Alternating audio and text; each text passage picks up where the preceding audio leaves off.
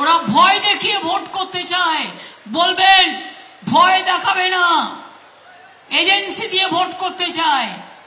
ভয় দেখিয়ে ফোন করে করে বলে, শোন না, তুই যদি আমাদের সাথে না আসিস তোর বাড়িতে ইডি পাঠিয়ে দেবো। যিনি নিজে এই দুর্নীতির স্রষ্টা, জনক এবং দুর্নীতির সবচেয়ে বড় ভাগীদার, যিনি নিজে চোর, যার নামই এখন চোর মমতা হয়েছে।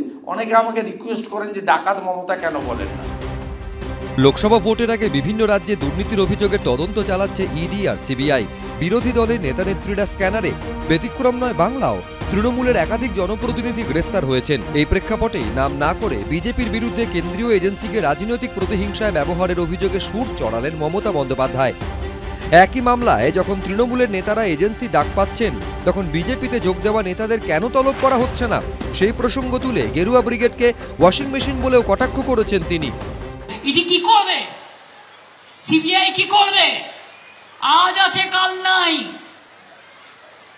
বিজেপি করলে সাদা, আর তৃণমূল করলে কাদা। বিজেপি করলে চোরগুলোকে ঢুকিয়ে দিচ্ছে ওয়াশিং মেশিনে। কোন কোন স্ক্যামগুলো কেন্দ্রীয় সরকার ডাইরেক্ট ইনভেস্টিগেশনের অর্ডার দিয়েছে। মিড ডে মিলের ক্ষেত্রে আমার বিরোধী দলনেতা হিসেবে দেওয়া তথ্য, প্রমাণ, অভিযোগের ভিত্তিতে যে টিম এসেছিল, সেই টিমের রেকমেন্ডেশনে ক্যাগের অডিট রিপোর্ট এবং জয়েন্ট ইন্সপেকশন টিমের জিআরএম এর রেকমেন্ডেশনে সিবিআইকে দেওয়া হয়েছে প্রাথমিক তদন্ত করার জন্য। এই দুটো বিষয় ছাড়া সমস্ত স্ক্যাম এবং যারা ভিতরে জেলের ভিতরে আছে সমস্ত আপনার কোর্ট মনিটরিং এবং কোর্টের হস্তক্ষেপ হয়েছে। যেভাবে ইডি সিবিআই কাজ করছে, বিজেপির অ্যালায়েন্স পার্টনার হিসেবে কাজ করছে। যে কোনো বিজেপি শাসিত রাজ্য, সেখানে ইডি সিবিআই রেড হয় না।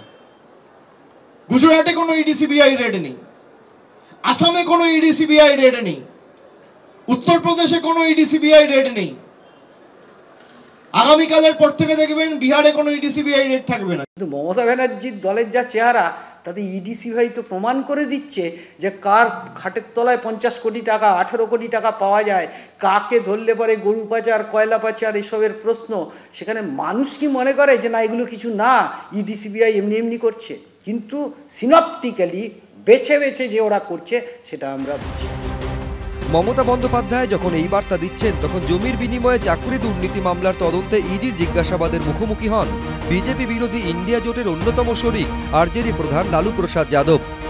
একই দিনে ঝাড়খণ্ডের মুখ্যমন্ত্রী ও জেএমএম নেতা হেমন্ত সোরেনকেও দিল্লির বাড়িতে গিয়ে 31শে জানুয়ারির মধ্যে হাজিরার সমন দিয়ে এসেছে ইডি।